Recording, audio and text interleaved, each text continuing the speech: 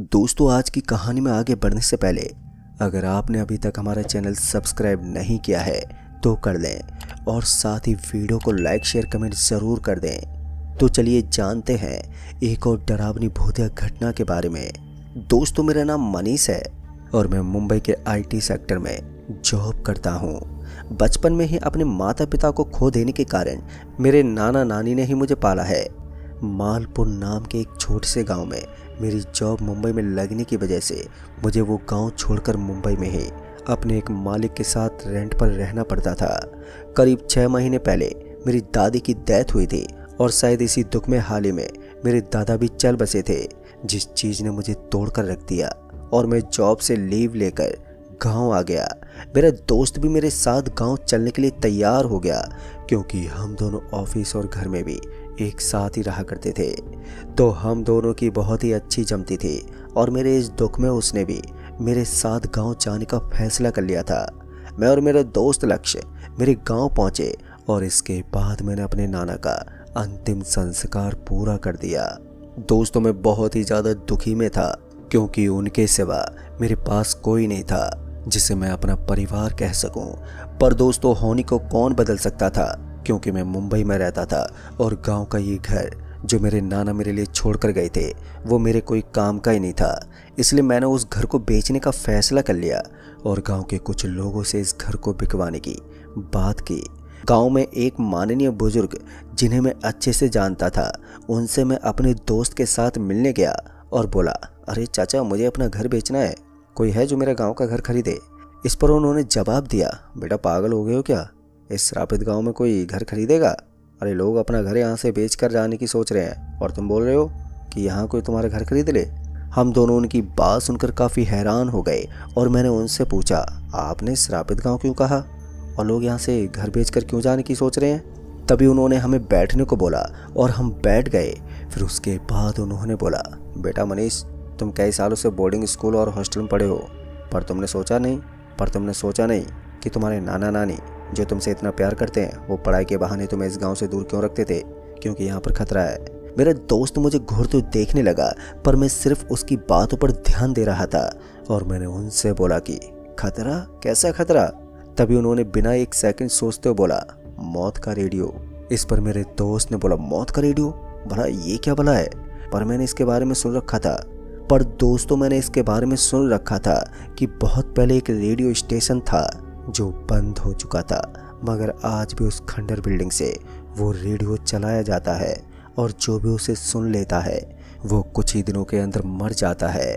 तभी उस बूढ़े आदमी ने बताया कि ये बला नहीं, ये एक श्राप है और किसी को भी नहीं मालूम कि उस रेडियो का राज क्या है और उस खंडर बिल्डिंग से सिग्नल कैसे आते हैं और सिर्फ रात के ही 3 बजे ही क्यों आते हैं, और जो भी उसे सुन लेता है उसकी रहस्यमय तरीके से मौत हो जाती है।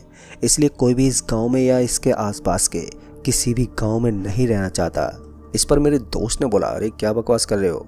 अब ये सुनकर उस बूढ़े चाचा को गुस्सा आ गया और बोला, बेटा तुम्हारी उम्र वालों को हर चीज़ बकवासी लगती है तो तुम खुद सुनकर देख लो, मगर अपने रिस्क पर, क्योंकि आज तक जिसने भी सुना है ना उसका अंजाम मौत ही रहा है।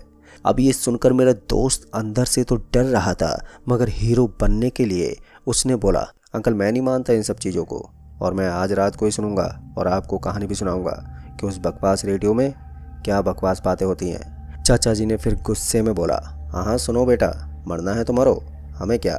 मनीष के दोस्त तो इसलिए समझा रहे थे, बाकी तुम्हारी मर्जी। अब ये बोलकर वो खामोश हो गए और हम लोग वहाँ से चले गए। रास्ते में मैंने लक्ष्य से कहा, भाई तू पागल है क्या, क्यों बहस कर रहा था उस बूढ़े आदमी से? तभी उसने बोला, अरे भाई पागल मैं नहीं, पागल तो वो लग रहा था, वो कुछ भी अनाप शनाप बोल रहा था और तू सुन रहा था ना।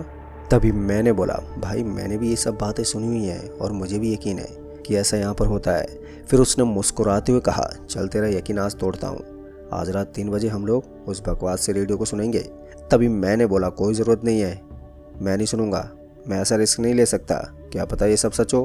तभी उसने हंसते हुए कहा, क्या तू भी पागल है यार, तुझे ये सब सच लग रहा है? अगर तू नहीं सुनेगा तो ऑफिस के अंदर मैं तुझे डरपोक मनीष के नाम से फेमस कर दूंगा। और फिर मैं अपने दोस्त लक्ष्य के इतना कहने के बाद मैं आखिर में मान ही गया और उस मौत के रेडियो को सुनने के लिए तैयार हो गया, मगर मैं बहुत ही ज़्यादा डर रहा था। मैं सो ही रहा था कि तभी लक्ष्य ने मुझे उठाया और बोला, रात के 3 बजने वाले हैं भाई, मैंने रेडियो ऑन रखा है, देखते हैं क्या होता है। तभी ठीक 3 बज गए और जहाँ 3 बजे से पहले कोई सिग्नल नहीं पकड़ रहा था, वहाँ पर एक सिग्नल पकड़ने लगा, जिसमें एक बहुत ही अजीब और भारी आवाज़ वाला आदमी बोला, आज की कहानी लक्ष्य की कहानी है।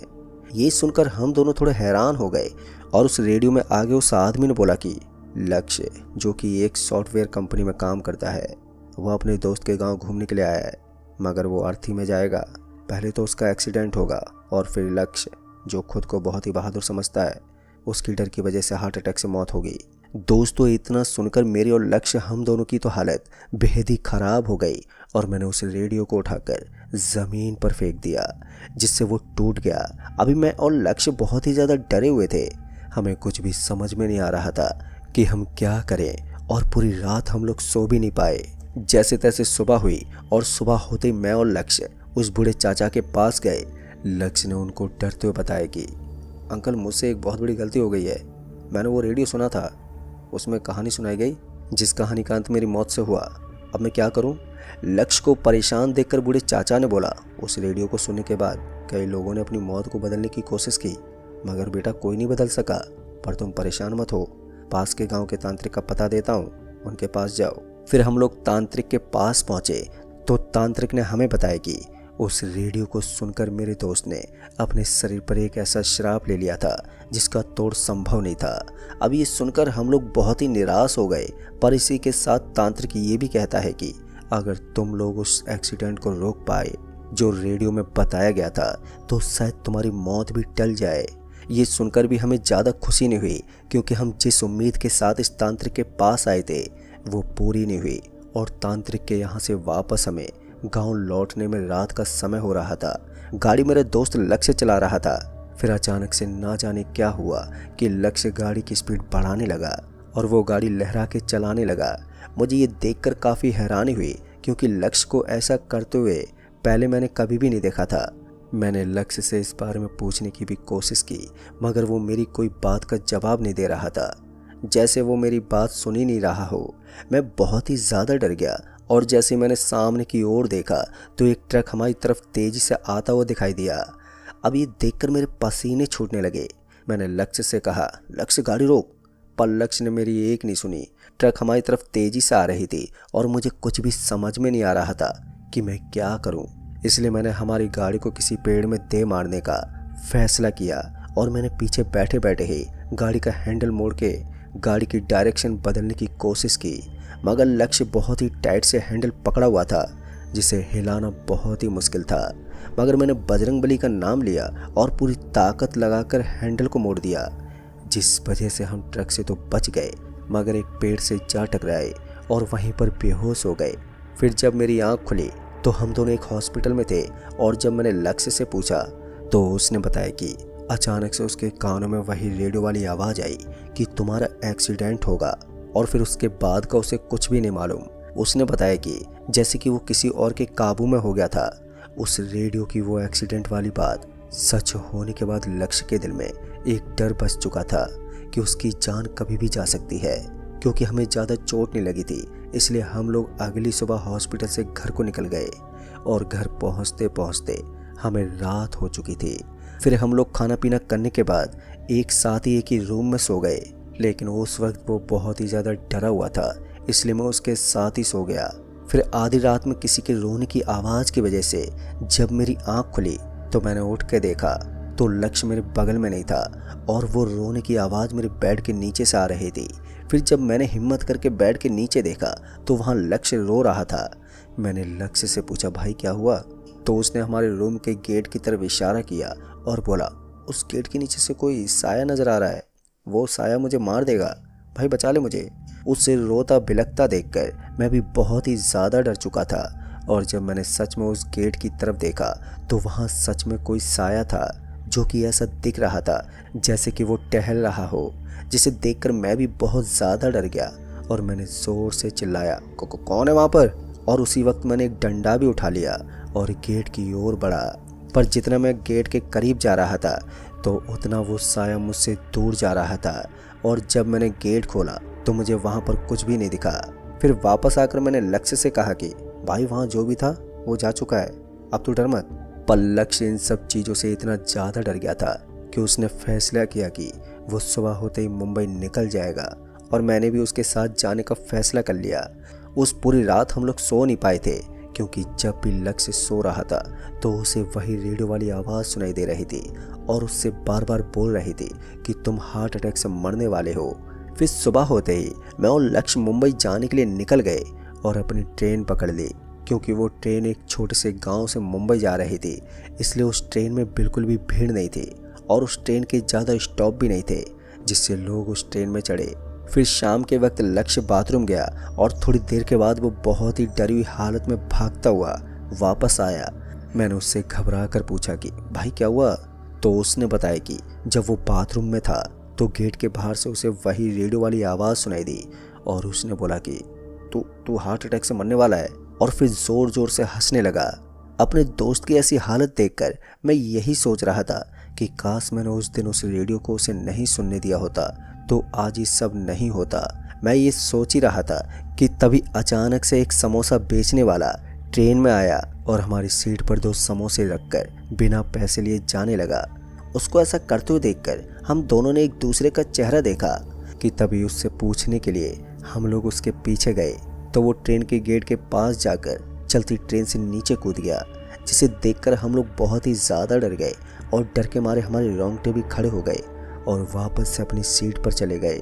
अभी हम लोग उस समोसे की ओर ही देख रहे थे कि तभी अचानक से हमें वो पेपर दिखाई दिया जिस पर समोसा रखा हुआ था। हमें उस पेपर पर लिखा हुआ दिखाई दिया कि लक्ष्य तू हार्ट अटैक से मरने वाला है। ये पढ़कर लक्ष्य की हार्ट बीट बेकाबू हो गई। ऐसा लग रहा था मानो उसे सच में हार्ट अटैक आने वाला हो। तभी मैंने किसी तरह उसे संभाला और पीने के लिए पानी दिया कि तभी अचानक से हमारी कोच की सारी खिड़कियां बंद हो गई और उन सब खिड़कियों में एक ही चीज़ लिखी हुई थी, लक्ष्य आज तू हार्ट अटैक से मरने वाला है। लक्ष्य अभी बहुत ही ज़्यादा डरा हुआ था कि तभी मैं और लक्ष्य जिस सीट पर बैठे हुए थे उसके नीचे से एक आवाज़ आई और जिस तरफ से वो आवाज़ आई कि तभी हमने उस ओर देखा तो एक बहुत ही भयानक साया हमें वहाँ पर दिखाई दिया। वो देखने में ऐसा था जिसे मैं अपने शब्दों में आपको समझा भी नहीं सकता। बस इतना समझ लीजिए कि वो शायद देखते मेरे दोस्त की हार्ट अटैक से मौत हो गई और मैं बेहोश हो गया। और उसके बाद जब मैं उठा तो हॉस्पिटल में था। और जब भी मैं इस हादसे के बारे में सोच लेता हूँ तो मुझे ये लगता है कि मेरा दोस्त सिर्फ मेरी वजह से मरा है। तो दोस्तों इस कहानी में बस इतना ही। कहानी आपको पसंद आई हो तो वीडियो को लाइक शेयर कमेंट ज़रूर कर दें। तो मैं आपका दोस्त राजकुमार जल्द ही मिलूँगा ऐसी एक और बहुत ही डरावनी घटना के साथ। तब तक के लिए बाय एंड टेक केयर।